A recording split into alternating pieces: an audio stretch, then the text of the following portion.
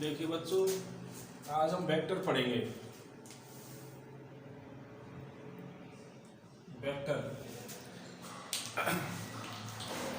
Vector वे quantities होती हैं जिनके रिप्रेजेंट के लिए या जिनके बारे में एक्सप्लेन करने के लिए मैग्नीट्यूड के साथ साथ डायरेक्शन की भी जरूरत पड़ती है। डायरेक्शन बताना भी पड़ता है, तब जाके उनके बारे में पूरा एक्सप्लेन हो पाता है, पूरी इंफॉर्मेशन मिल पाती है उनके बारे में।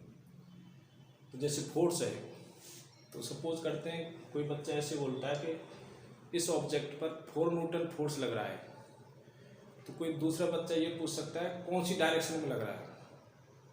डायरेक्शन फोर्स की पूछ सकता है। डायरेक्शन पूछना मीनिंगफुल है और तभी फोर्स के बारे में कंप्लीट एक्सप्लेन हो पाएगा।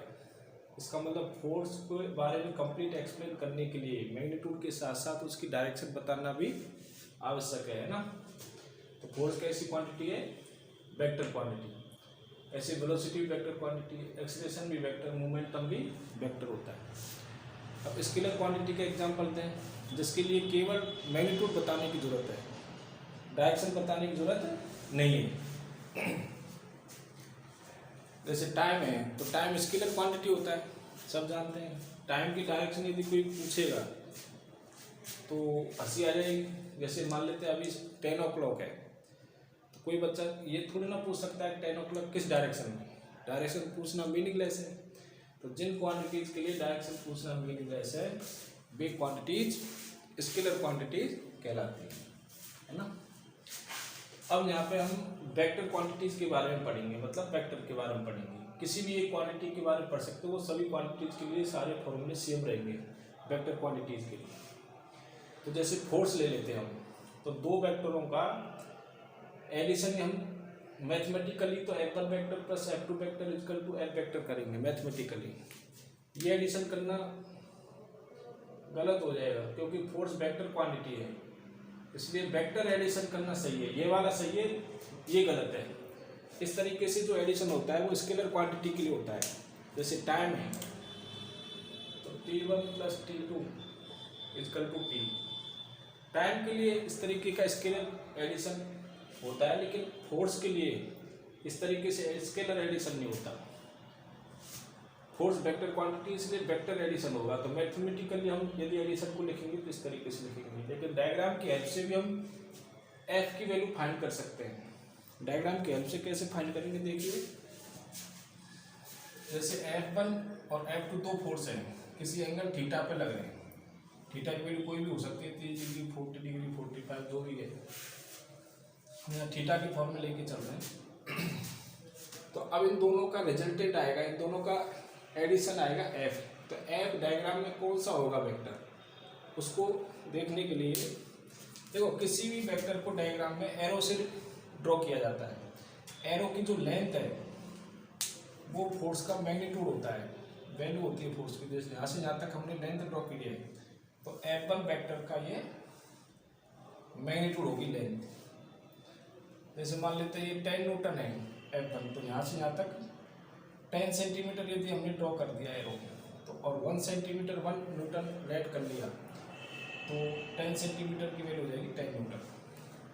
तो 10 न्यूटन लेंथ का हमने एक एरो ड्रॉ किया, और ये एरो हेड फोर्स F1 की डायरेक्शन को रिप्रेजेंट करता है। ऐसे F2 वेक्टर हमें थीटा एंगल पे बनाना है, F1 से थीटा एंगल पे।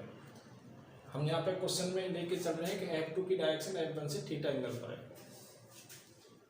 तो F2 को F1 से थीटा एंगल पे, जैसे सपोज करते हैं ये 15 न्यूटन है, तो 15 सेंटीमीटर हमने ड्रॉ कर दिया, और ये एरो हेड F2 की डायरेक्शन को रिप्रेजेंट करता है। अब F कौन सा होगा, F को दिखाने के लिए हमें ट्राइंगल बनाना पड़ता है। क्या बनाना पड़ता है? ट्राइंगल। ट्राइंगल कैसे बनाएंगे? F2 को इस तरीके से उठा के एज इट इज F1 के एरो हेड पर रख देंगे। देखो अभी दोनों के टेल, इनको टेल कहते हैं, दोनों के टेल मिले हुए हैं। इसका एरो हेड यहाँ पे, इसका एरो हेड यहाँ पे है। तो हम क्या करेंगे, F2 को उठा के सीधा F1 के एरो हेड पर रख देंगे। तो मैंने एज इट इज इसको यहाँ पे रख दिया। अब ट्राइंगल बनाने के लिए थर्ड साइड ड्रॉ करेंगे। इनका जो एरो हेड है वो एंटी क्लॉकवाइज है, तो F का एरो हेड होगा क्लॉकवाइज। F1 और F2 के ऑर्डर के अपोजिट में F का ऑर्डर होता है। ऑर्डर का मतलब एरो हेड की डायरेक्शन। ठीक बच्चों, अब हमें F का मैग्नीट्यूड फाइंड करना है। तो F का मैग्नीट्यूड हम फाइंड करेंगे पाइथागोरस थ्योरम से। लेकिन पाइथागोरस जो थ्योरम लगती है वो लगती है राइट एंगल ट्रायंगल में। अभी जैसे ये थीटा है, F1 की डायरेक्शन F2 की डायरेक्शन के बीच का एंगल थीटा है, तो ये F1 की डायरेक्शन है और ये F2 की डायरेक्शन है, तो ये एंगल भी क्या होगा, थीटा होगा। ये वाला थीटा है।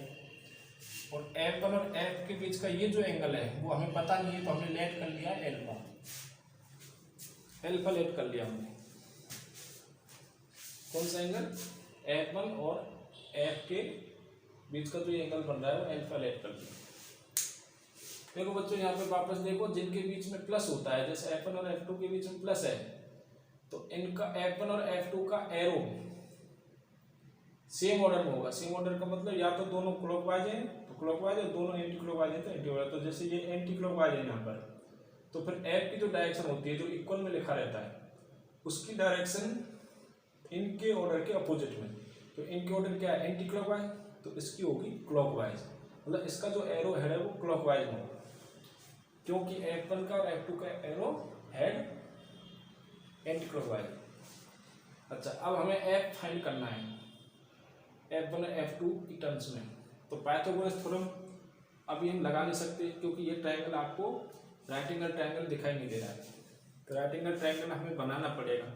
कैसे बनाएंगे, इस F1 को हम डॉट डॉट करके आगे एक्सटेंड कर देंगे।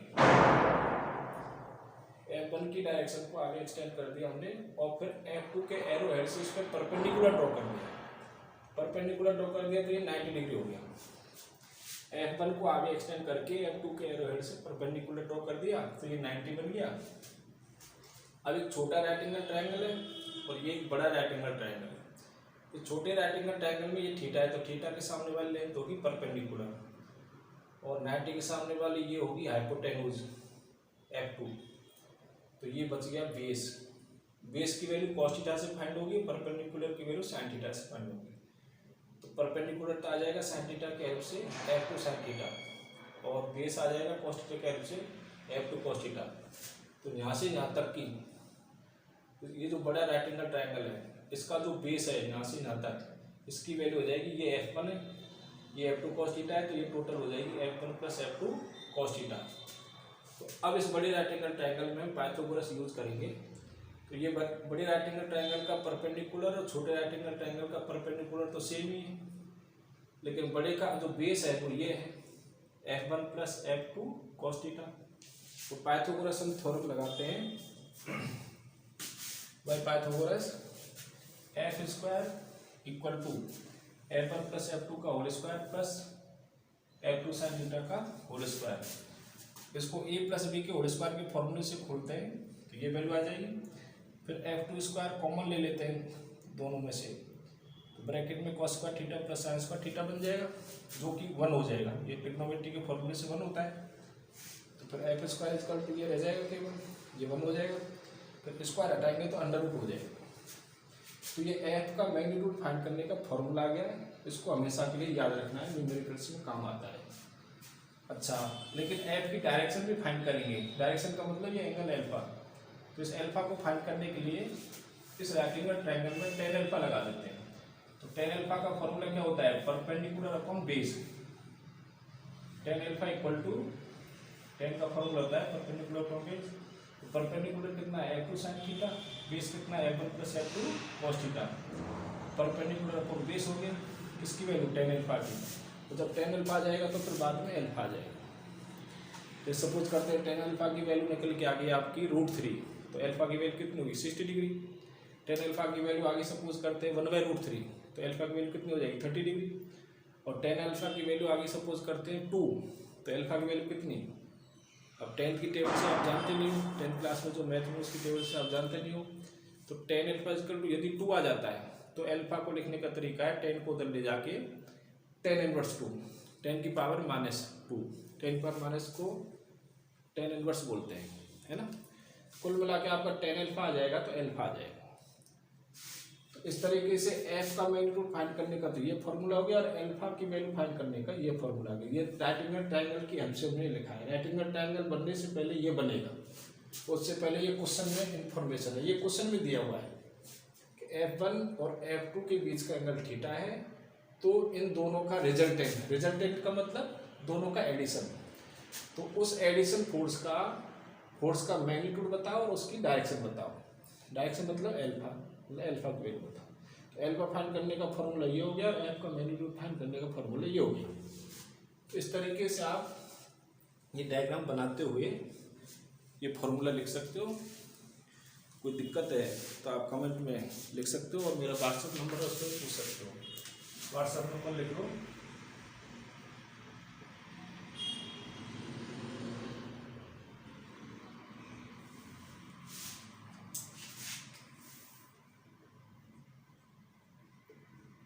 कोई प्रॉब्लम हो वेक्टर से रिलेटेड थ्योरी में या न्यूमेरिकल में, कोई प्रॉब्लम आप इस व्हाट्सएप नंबर पर भेज सकते हो, मैं आपको ज़रूर जवाब दूंगा। Thank you very much.